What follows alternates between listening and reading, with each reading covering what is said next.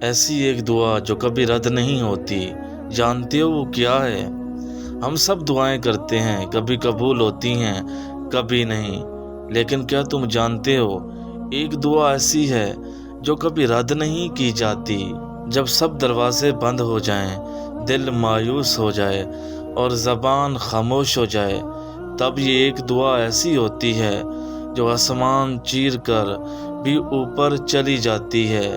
اب وہ ایک دعا جس کا تمہیں پتہ ہونا چاہیے، اس سے اکثر لوگ نا واقف ہوتے ہیں اور اپنی زندگی میں ہمیشہ وہ پچھتاوے کے سوا کچھ حاصل نہیں کرتے، کیونکہ ان کو اس بات کا پتہ بھی نہیں ہوتا اور وہ ہمیشہ زندگی میں غلط قدم اٹھا بیٹھتے ہیں اور یہی ان کی غلطی ہوتی ہے۔